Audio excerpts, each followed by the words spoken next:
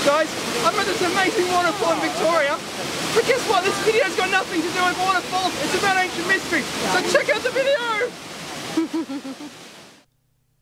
Hello everybody! By the end of this video, let me tell you, you are going to be shocked. Really shocked. Everything will be turned upside down. Now I have almost all of this information in the video from a friend called Tina Silver who discovered it. Because the elites back in the 19th century have been able to get away with this back in the really old days is just mind-blowing. And we're still doing the same stuff today, the same rituals, without realizing what it is we are doing. Now the United States celebrates Memorial Day, Australia has Anzac Day, and the UK celebrates Remembrance Day. Some Remembrance Day monuments are really weird. And when I say really weird, let me rephrase that. I mean downright outrageous in terms of what they are getting away with. Cloaking ancient ritual as war ceremony. You see, what is Remembrance Day in the UK is actually literally Remembering Day. Let me say that again. Remembering. You'll see what I mean in a moment when I talk about Osiris. Let's look at this picture of Isis as a falcon hovering over the mummy of Osiris to impregnate herself on her dead husband to regenerate. What's going on? According to legend, Osiris married his sister Isis, and their sons are Horus and Set, who would later have a civil war. Osiris is tricked into getting into an empty box. The box is sealed and floated down the Nile. He's done away with. There are other legends. Osiris is the mythological father of the god Horus, whose conception is described in the Osiris myth, a central myth in ancient Egyptian belief. The myth describes Osiris as having been killed by his brother Set, who wanted Osiris's throne. Isis finds the body of Osiris and hides it in the reeds, where it is found and dismembered by Set. Isis retrieves and joins the fragmented pieces of Osiris back together, but cannot retrieve the phallus, which is swallowed by a fish. Isis fashions a golden phallus and briefly brings Osiris back to life by use of a spell which she learned from her father. This spell gave her time to become pregnant by Osiris before he again dies. Isis later gave birth to Horus. As such, since Horus was born after Osiris's resurrection, Horus became thought of as a representation of new beginnings and the vanquisher of the usurper Set. She remembers him by adding a gold phallus, as the original one has been eaten by a fish. Osiris has been stitched back together after his dismemberment long enough to fertilize Isis, who is the bird in this picture, and he's free to die again. Now the whole of UK stops at 11 AM on the 11th of the 11th for this Remembrance ceremony, where the Queen stands at the side of the cenotaph shown, which is an empty tomb, and only when it is sunny, as shown in the pics, can you see she is standing in the shadow of the phallus-like monument. At exactly 11:11, the sun is in alignment with the top of the monument, and the Queen faces the sun, Osiris, to lay her wreath. Note that the O shape of the wreath on the side she faces symbolizes Osiris. Now, wars start and end on symbolic dates, so imagine the outrage and confusion if back in World War I, the elite in the UK demanded everyone turn up, stop what they are doing, to salute the pairing of Osiris and Isis once a year. That wouldn't work very well, so they wrap it up and cloak it in something else. Now, is this some weird Freemason ritual that we are not really aware of? What's going on here? The other thing is, they did not really want to build a Christian monument, but something from the ancient past. If we look at these cenotaphs and things all around the British Empire, these are things that would be a secular monument. And who are the main secularists? Basically the Freemasons. They believe in a god, but they don't venerate this god. Now, If anyone is in London on the day which is coming up, the 11th of the 11th, in a few days, try and get a photograph and see what is going on for yourself, and you can even link it in the comments. The shadow passes right down Parliament Street deliberately on the 11th of the 11th at 11 AM. This picture here was drawn by Scott Onstott from secretsinplainsite.com to verify the direction of the shadow along Parliamentary Street, and this actually stretches to Whitehall, and this is also to fertilise that symbol of femininity, because that hall was white. The link is below, and you can read up on this stuff. It's really quite similar to the way the heelstone at Stonehenge lurches into the shadow, into the centre of the monument to fertilise the altar stone, now underneath a collapsed sarsen, which was the only white or female stone at Stonehenge. And there's a lot more. Since it's the 11th hour of the 11th day of the 11th month, it's a trinity of 11s. Also, it's 1 rather than 11 rather than 12 or 13, showing that if we're talking about the 12 disciples and Jesus, which would be 12 or 13, it shows that Judas and Jesus are out of the way. Also, as the set was formerly 12 plus the leader, hence it's really more resurrection material. And, you know, they even say a prayer to Osiris throughout the British Empire. But it's cloaked in something else. Age shall not weary them, nor the years condemn. Okay, what's that talking about? Someone who's immortal? At the going down of the sun, so sun is Osiris, resurrecting, and in the morning, we will remember them. We will remember them. So it's solar worship, and it's also resurrection ritual, which is cloaked as something else. I mean, I don't know if this is a coincidence or not. And the second the sun rises, that is the moment of the Osiris ejaculation from the golden penis, which is really the shaft of sunlight. Osiris is then free to die again. So this ritual is also about the rebirth of the monarchy, as the monarch just stands right there during the ceremony. Of course, probably nobody today attending knows what's actually going on or why it's designed this way. They're just following the ritual set in place by the ancestors. Now, why should it be that way? Well, from the empire style of Napoleon until the excavation of Tut's tomb in 1923, about the time these memorials were built all around the empire, everything Egyptian mummy stories and such fancies were very popular indeed, even Egyptian-style architecture. But this doesn't really explain the ritual. The actual alignment is at 11:11 AM on the 11th of the 11th, on the sun parallel with the top of the cenotaph, so it casts the phallus shadow for the queen to stand in. Whether it is sunny or not, the important thing is that the royal plays Isis, hovering in the shadow, getting impregnated by the now remembered Osiris, and hence the O on the side of the cenotaph. Hence, the fertilization of the Earth Mother is occurring in this modern monument, but for sure the main one is in London, and this is the main one throughout the empire, but there are more of these everywhere, and we're going to get onto that a bit later. And yeah, the question is what's going on? Also, the number 11, the sort of 1 in the number 11, does this refer to the first time? The resetting and the fertility. Every brutal regime starts afresh with year 0 and 1. And this is obviously a Freemasonic ceremony of some sort, conjured up in the late 19th century or earlier, as the Freemasons have so much Egyptian in their ceremonies.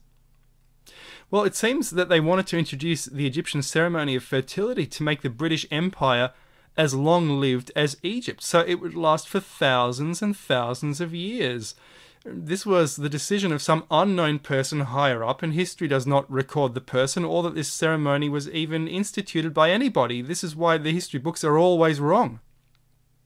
And we have shrines and cenotaphs based on the same philosophy all over the British Empire, which is unbelievable. So lots of people were in on this, and lots of architectural firms were given directions to build things in a certain way.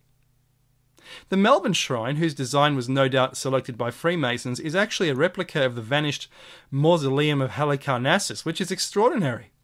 This was one of the 7 wonders of the ancient world. It's really like walking around on the inside of a pyramid, which is precisely what it is. The question is, why did they build this structure? To basically honour Osiris? Now, this is the same in other Commonwealth countries. The cenotaph in Melbourne has a tomb of the unknown soldier. Is this really actually the tomb of Osiris? I mean, what's going on here? This is really bizarre. People were complaining at the time in the 20s and saying Melbourne is going to be overshadowed by this huge tomb. I mean, why build this huge thing in Melbourne? It's really strange. And it is strange. The excuse for making basically a pagan monument or secular monument was the many different religions and even different Christian religions which fought and died for the British Empire. At 11 a.m. on November 11th, every year there is a laser light show of sunlight, and the word love is illuminated by the sun. So we have the sun god blessing love, which is also life. And in all the Egyptian diagrams we see life, which is basically the same word as love, as a shaft of light descending from the heavens, sometimes from the sun in the Akhenaten imagery. The thing which I think of is Newgrange in Ireland as well. If you actually go into Newgrange today, they give you a light show to simulate what happens on midwinter. The show is ended by a stone blocking the light. It is the way of the sun god Ra, or whatever he may have been called in Ireland, fertilizing a sacred stone. They have rebuilt that here. Our Parliament House in Canberra actually looks like the Irish Newgrange with a pyramid on top. Remembrance Day on the 11th of November is also curious because it's actually St. Martin's Day, and guess what?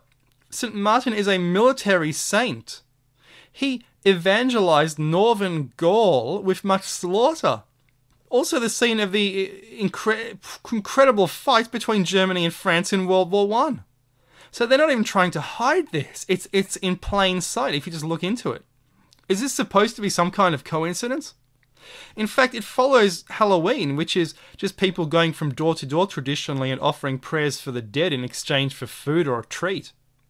In fact, the Martin Mass of the 11th was a time of feasting and celebration, a time of agricultural fertility, totally in line with the Osiris legend, which was designed to refertilize Egypt. The season is marked by Orion being prominent, and if you look in the works of Robert Bauval, he's very big on saying that Orion is Osiris, and the shafts in the pyramid are pointing to Orion, Osiris. We may also note, if we look at the amazing architecture around the shrine, that there are lions on both sides of the Melbourne Shrine, having lions guarding both sides of the sun, basically facing in opposite directions, with the mausoleum itself, because that's what it is, representing Ra, the sun god. So we have a pair of lions representing the gods Shu and Tefnet. It's the same if you look at the Lion Gate of Mycenae in Greece. You go under a gate flanked by two lions, implying you are now entering a spirit place associated with solar worship, because that place is guarded by two lions, or a lion on each side. Therefore, they somehow did a very clever thing by using, and this is the goddess here, Britannia, and the lions. They have also achieved the effect of representing the lion guard gods of Shu and Tefnut, which watch over this solar temple from left and right. So, on the east and west wall buttresses, the official guide tells us this is a female figure on a chariot drawn by a pair of lions in triumphal procession. The guide tells us that the small child between the lions represents the generations unborn who will be heirs to freedom. No. Actually, in fact, they perhaps didn't want to write, or the curator is unaware that this is the goddess Britannia, a figurehead goddess of the British Empire, and based on the ancient British goddess in Roman Britain. And earlier, the ancient Britons used to fight on chariots, and the legacy of that is what you see here.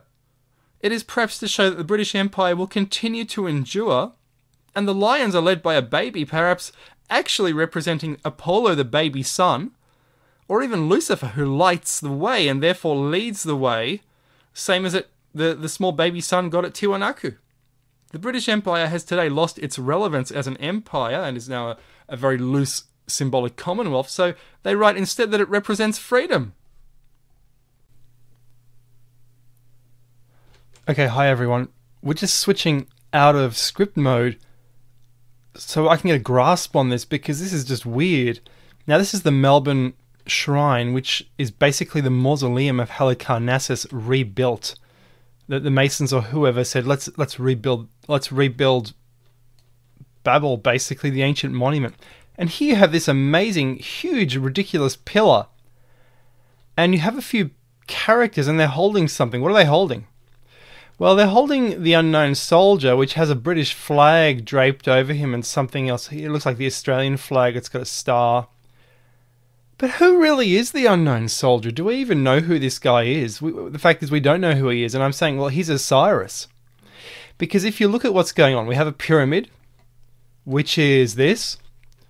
And the unknown soldier, presumably he's died of wounds.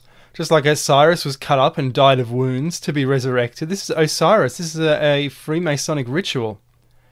And here in London you have these pillars from Heliopolis, these phallic symbols, and this is the interior of the shrine at Melbourne, which is the Halicarnassus tomb rebuilt. And you can see where it's going. That the symbolism. This is basically a pillar recreated. It's unbelievable. And this is what happens. It's really clever, and we're going to see how clever it actually is. It doesn't quite look like that. It's a bit different. What happens is daylight savings are interfered with the ceremony. So when the armistice was signed, the Treaty of Versailles, 11 a.m., etc., etc., the end of World War One. The sun was originally in one position, but due to daylight savings, they've had to install some mirrors, so it actually beams onto the stone of remembrance. And according to this picture, it looks kind of like this, but that's not quite right. Now, I explored the area, and let me assure you, this is full-on pagan stuff. This is weird stuff.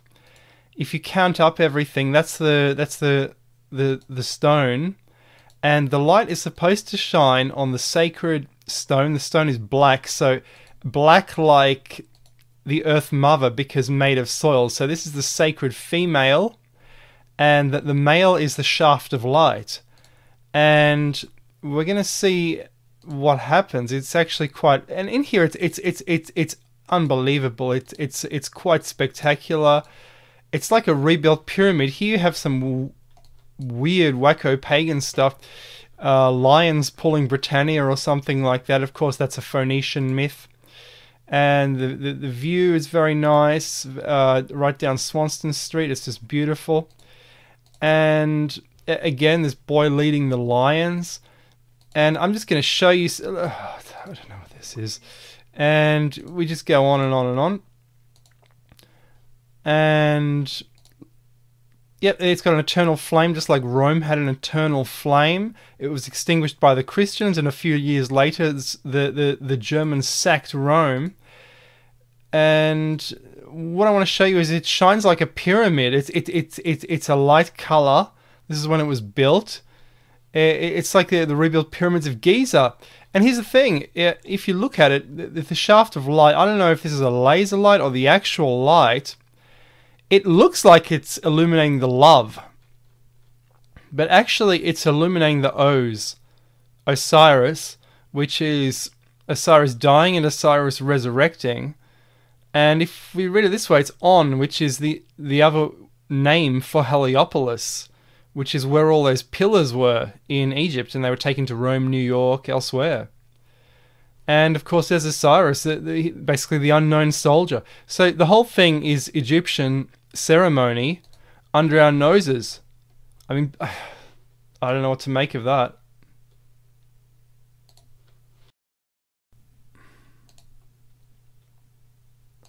And then in London you have very much the same thing.